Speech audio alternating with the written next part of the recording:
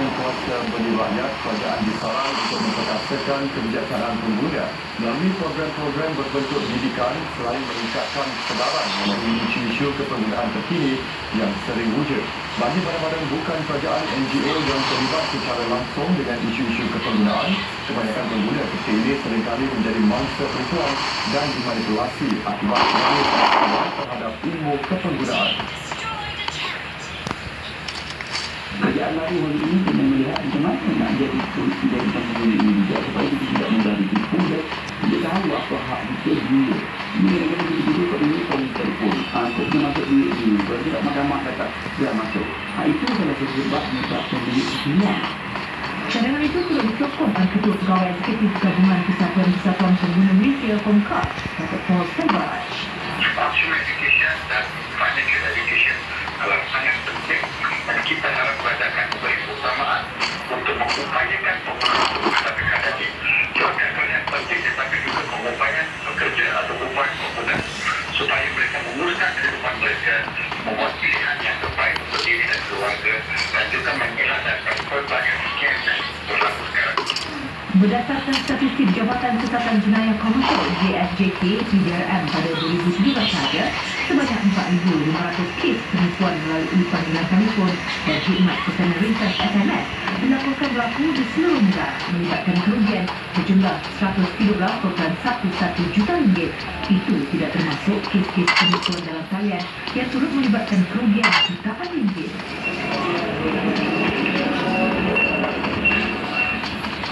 Baik, itu tadi hasrat KOMKA dan KPM mengenai peningkatan kuasa beli rakyat. Untuk mengupas kajian separuh penggal RMK 11, bersama kita hari ini adalah Encik Muhammad Idris, iaitu Pengarah Seksyen Industri Perkhidmatan Unit Perancangan Ekonomi Kementerian Hal Ehwal Ekonomi untuk menjawab beberapa soalan hari ini. Terima kasih Encik Muhammad Idris dan Udin bersama dengan beritahu mengenai soalan pertama saya, Encik Muhammad Idris. Saya nak tanya mengenai perkongsian kemakmuran atau shared prosperity. Apa yang dimaksudkan itu dan bagaimana kita bersedia untuk merealisasikan hasrat itu? Terima kasih. Sebenarnya shared prosperity ialah merupakan suatu tindakan yang baru dalam di bawah Kementerian Pengguna dan Administrasi sebab. Dan kalau kita lihat pertumbuhan saja tidak menjamin pada suatu aliran kekayaan ataupun nikmat daripada hasil pertumbuhan ekonomi itu dikongsi oleh rakyat.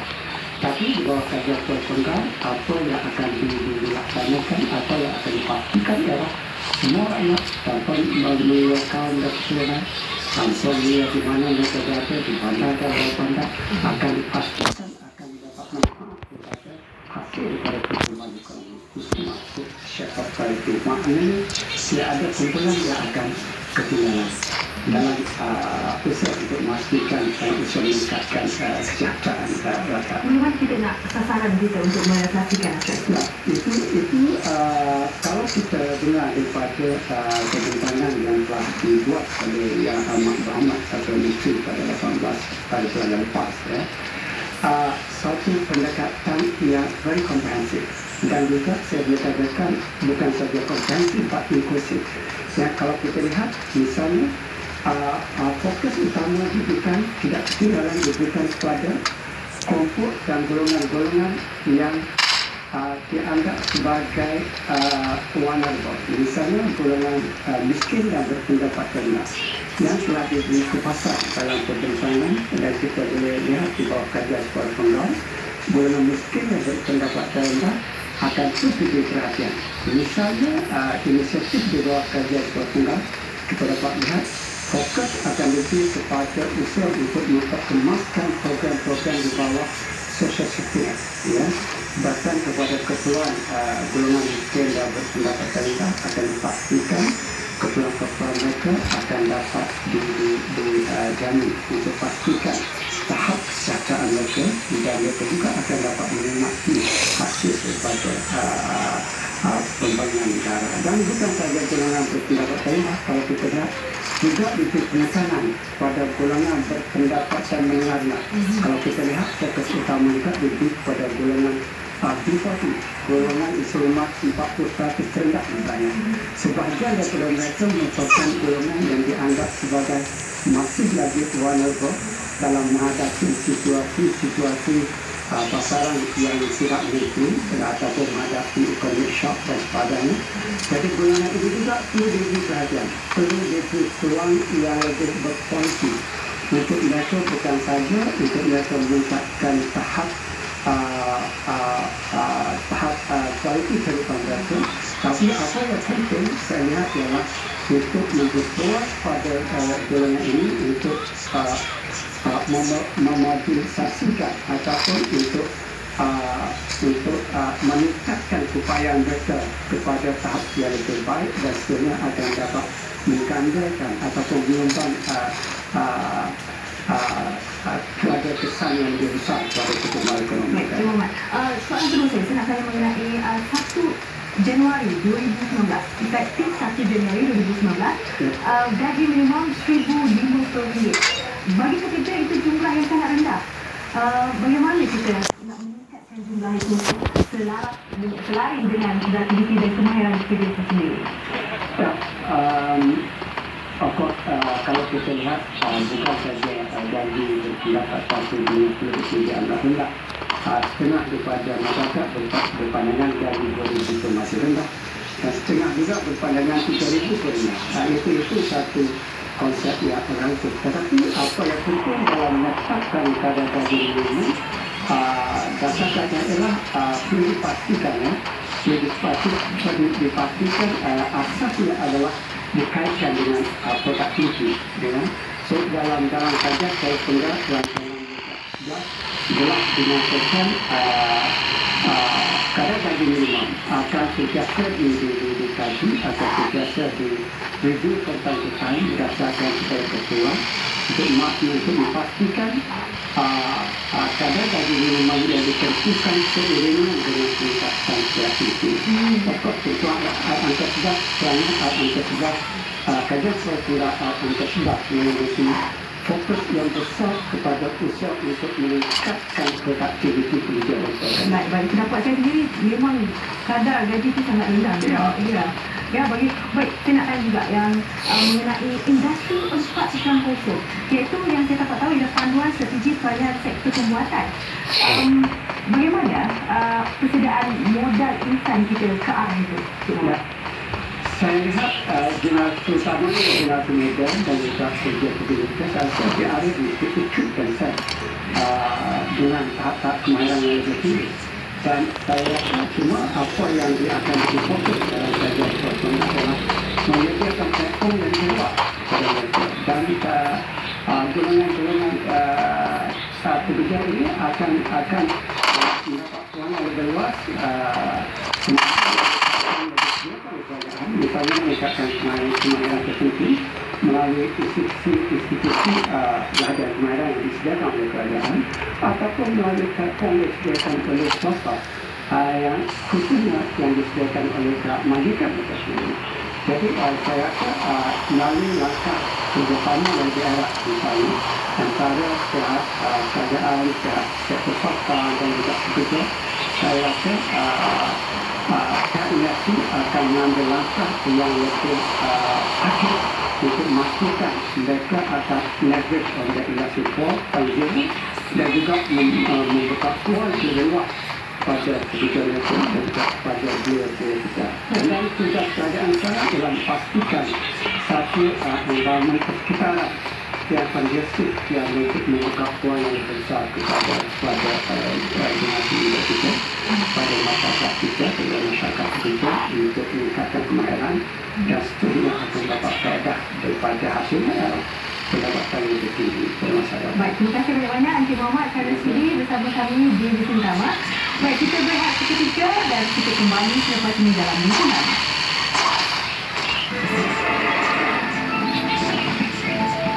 Selepas lebih 2 minggu, Jamal Khashoggi hilang, Arab Saudi akhirnya sahkan monster mendagunya.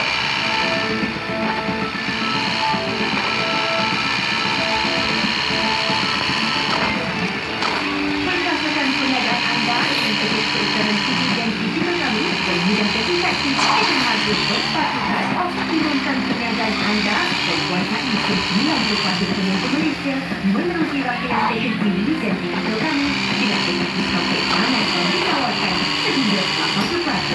Anda bisa berpeluang memenangi sebuah produksi baru.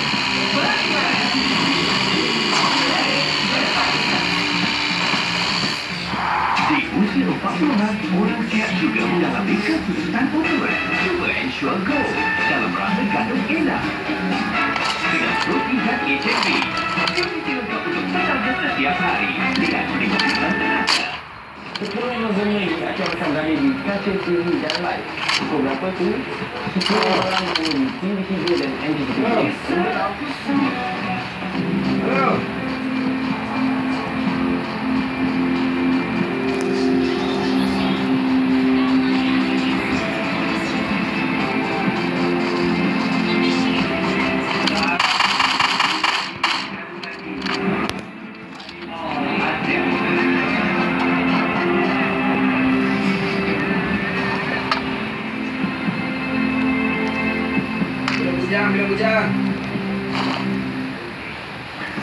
Sultan Kedah Sultan Salahuddin Ibni Almarhum Sultan Badli Shah dan Sultanah Kedah Sultan Maliha Ibni Almarhum Tengku Arif berkenan bertemu rakyat jelata.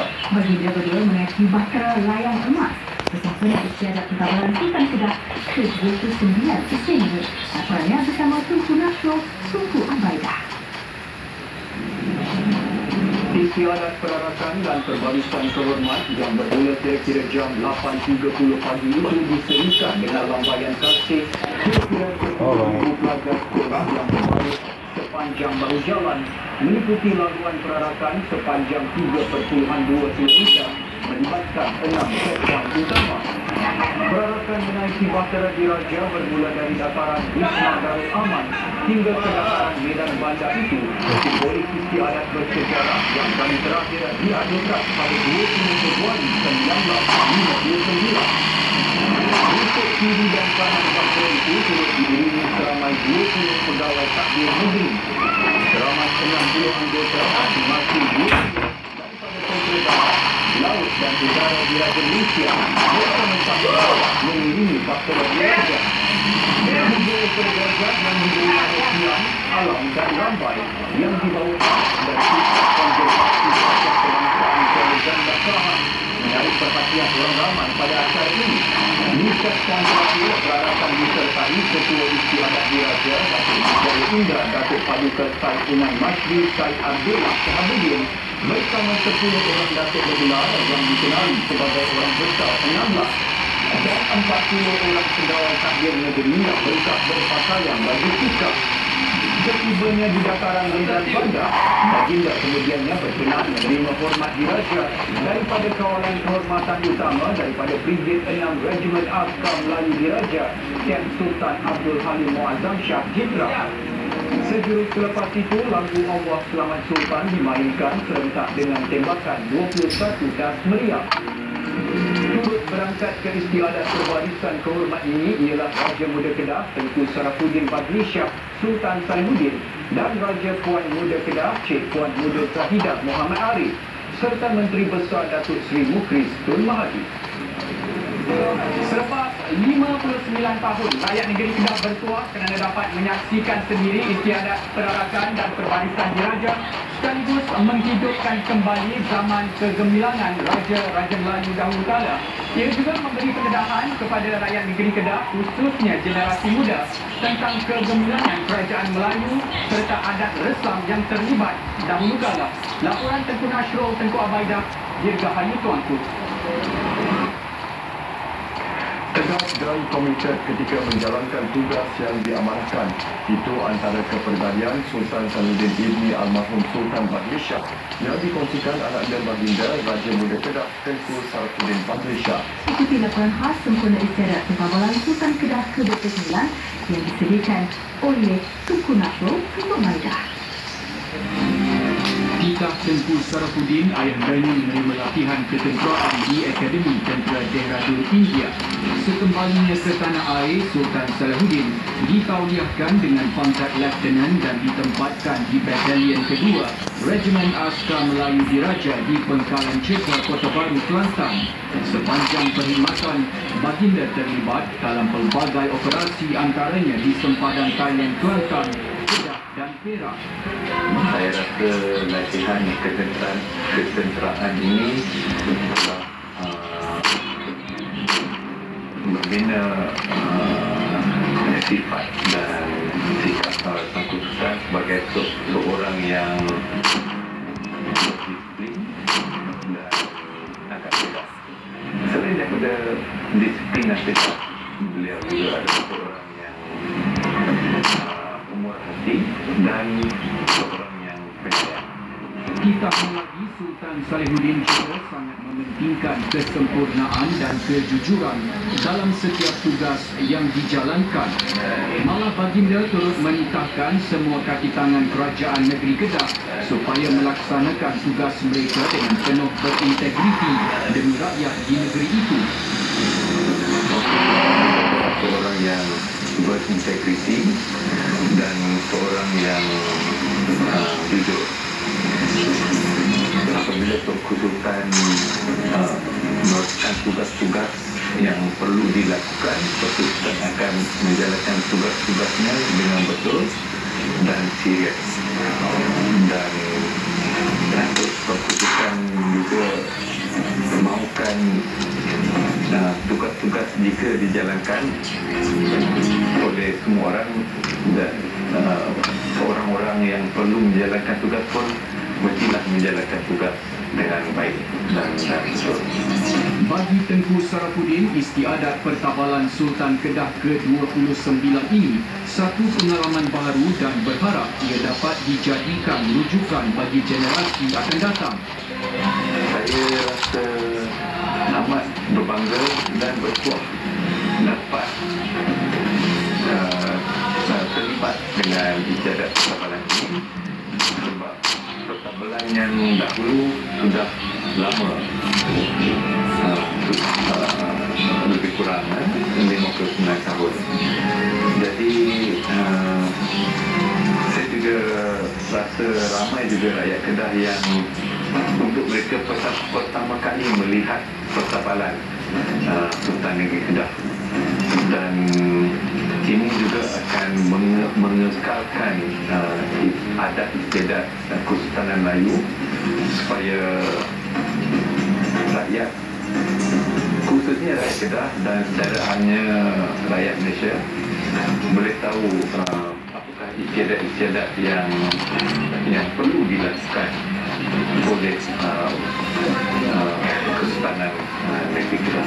Selaku Raja Muda, Tengku Sarafuddin turut bertitah akan terus menyokong usaha yang dilakukan ayahandanya khusus buat rakyat negeri Kedah, serta mendoakan Sultan Salihuddin dan Sultanah Kedah, Sultanah Malihah, Ibni Almarhum Tunku Arif dikurniakan kesihatan yang berpanjangan untuk terus bersemayam di atas takhta kerajaan negeri Kedah. Tengku Sarafuddin dimasyhurkan sebagai Raja Muda Kedah pada 26 November 2017. Laporan Tengku Nasrul Tengku Afaidah Dirgahayu Tuasu. The new Galaxy Note 9 has more power than you until this. Well, what's taking it? Oh, there you go. The new Galaxy Note 9 has got more power than you need until you need it.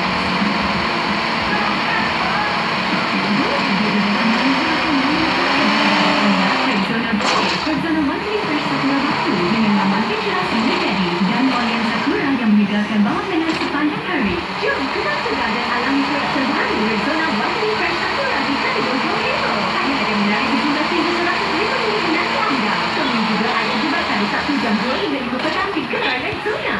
Pilih lebih daripada sekadar pencerahan dengan Rexona. Orang yang nak tengok mengingat jam 10 malam. Kalau korang nak tengok, memang rugi. Ambil di TV3 dan IMTV3. Laporan terbangsa 18 hari percakapan persetujuan Arab Saudi akhirnya mengakui wartawan di Kelabuk itu meninggal dunia disebabkan perkelahian di konsulatnya di Istanbul, Turki. Namun penanganan media tempatan gagal mengungkap misteri pembuatannya secara video dan syangka pengatur media tersebut mengatakan Khashoggi pulangnya, kenapa Haris Sadiq mengisi Twitter mempersoalkan di manakah jenazah Khashoggi. 15 kapitan di konsulat Arab Saudi disoal siasat bagi membantu Qatar untuk menapasti sekiranya mayat Khashoggi dibuang di dalam hutan pinggir bandar Istanbul atau ke sebuah bandar lain di Eropah. Dua kenderaan milik konsulat dilihat meninggalkan bangunan itu pada 2 Oktober lalu. Hari yang sama, Khashoggi dilaporkan hilang. Setakat ini masih belum jelas jika polis telah menyiasat kedua lokasi terbabit secara menyeluruh. Namun, media pro kerajaan Turki telah mendedahkan rakaman CCTV dan beberapa maklumat lain yang menggambarkan wartawan itu dibunuh oleh skuad pembunuh khas yang berkaitan dengan putera mahkota Putera Muhammad bin Salman. Khashoggi menjadi pengkritik hebat kepada Putera Muhammad dan pimpinan kerajaan negara itu menerusi penulisannya di The Washington Post. Wartawan pengaruh dan pernah bertemu rapat dengan kerabat Raja Arab Saudi itu memilih untuk menetap di Amerika Syarikat sejak tahun lalu. Bila berkunjung ke konsulat Arab Saudi di Istanbul awal bulan ini untuk mendapatkan borang pengesahan cerai sebelum dibenarkan melangsungkan perkahwinan dengan penangnya yang merupakan warga Turki. Ambil lah. Ambil. Ini. Aku tengah main.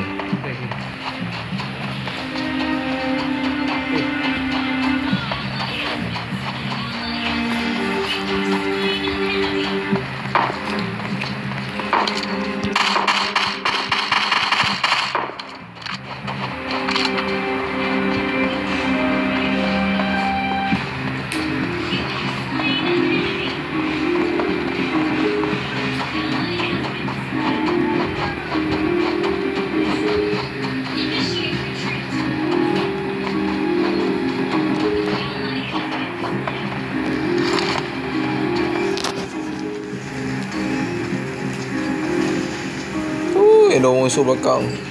Tentera Israel kembali power sih. Berkali-kali ke arah penduduk Palestin yang berhimpun di sempadan Gaza. Lebih 130 penduduk Palestin cedera. Sekitar 10,000 penduduk Palestin terkumpul di sempadan dan dimintai bantahan terhadap tindakan haram Yahudi. Mereka Israel mendakwa tembakan dilepaskan lepas ada yang bertindak ganas dengan membakar tayar dan membalik bom tangan ke arah cedera. Walaupun jumlah penduduk Palestin memintai bantahan semalam agak kecil berbanding perhimpunan sekitar 30,000 orang sebelumnya, menganggarkan lebih 200 penduduk Palestin terbunuh sejak bantahan membuat itu bermula diadakan sejak beberapa bulan lalu.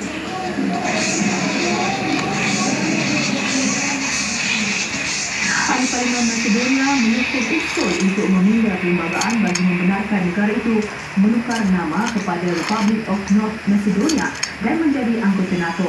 Sesi Parlimen bermula berdepan permulaan sukar apabila perselisihan antara ahli Parlimen memaksa sesi mengundi ditangguh sehingga 10 jam.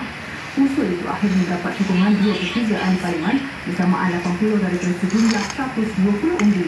Beberapa sesi undi lain akan diadakan dalam masa terdekat sebelum penukaran nama itu boleh dibuat secara rasmi. Greece sebelum ini menjadikan suatu veto untuk menghalang penukaran nama serta kemasukan Macedonia ke NATO dan Kesatuan Eropah. Bagaimanapun krisis selama 27 tahun itu berakhir Jun lalu bila Greece dan Macedonia akhirnya mencapai kesepakatan.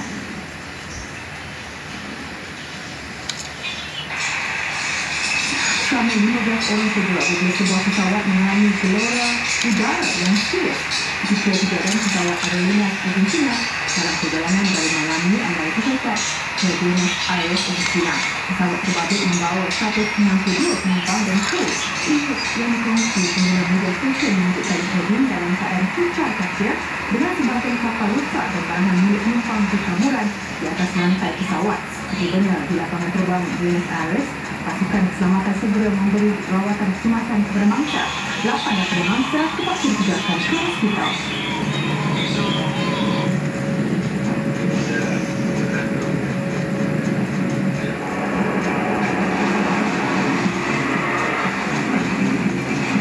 Orang ramai yang sedang asyik melihat pertunjukan bunga api di rempuk kereta api di Punjab, India. 58 terbunuh. 58 terbunuh. Kilang bunga api di Leningrad, Rusia meletup lalu terbakar. 2 orang maut.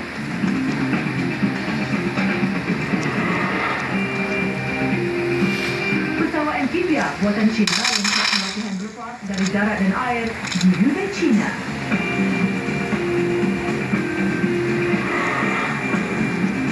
Museum seni didirikan sementara di New York, Amerika Syarikat bertemakan pizza.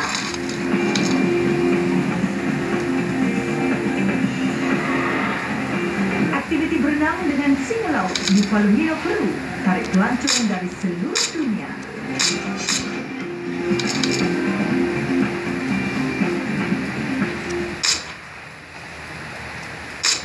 Malaysia tumpas aksi pertama Piala AFC bawah 19 kepada Arab Saudi. Juga, Datuk Peter Belapan meninggal dunia, pemergian tokoh penuh berjasa yang tiada galang ganti. Saya masukkan sebentar lagi, jangan ke mana-mana.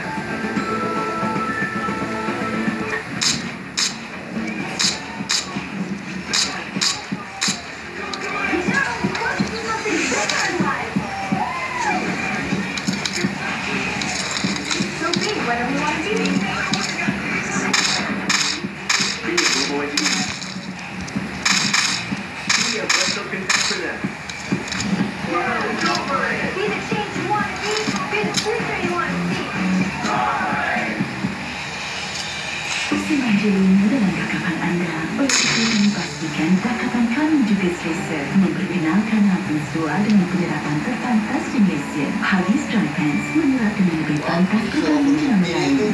Huggies Dry Pants. Cuba. Hai semua, ini kan tak?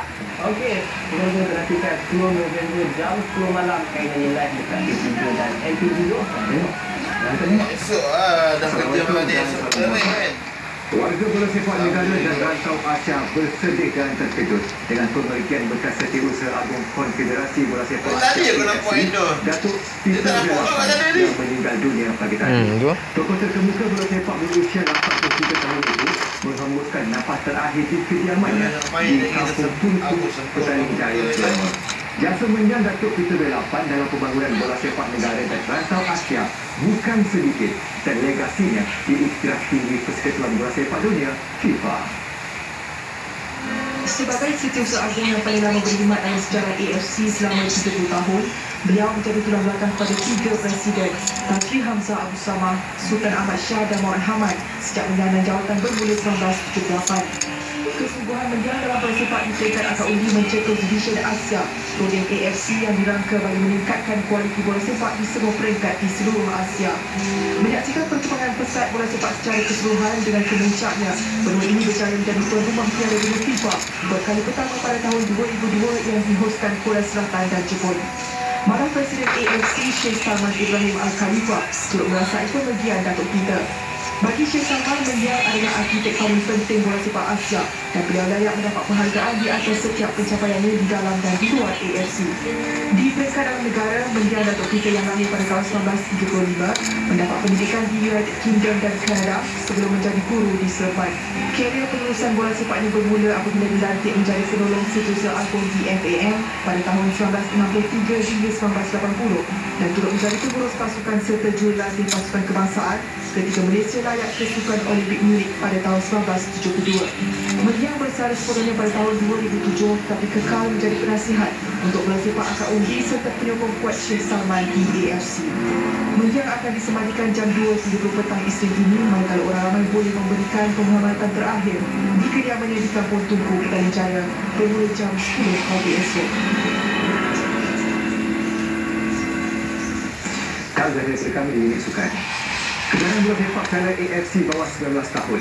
Malaysia bermula dengan langkah kiri selepas tumpas 2-1 kepada Arab Saudi pada aksi pembukaan kumpulan D.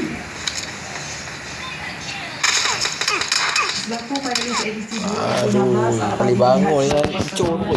dibuktikan dengan lebih banyak menguasai sebutan bola di Stadium Chandrabhaga Bekasi. Milik ke-24 Arab Saudi berjaya di depan menerusi jalanan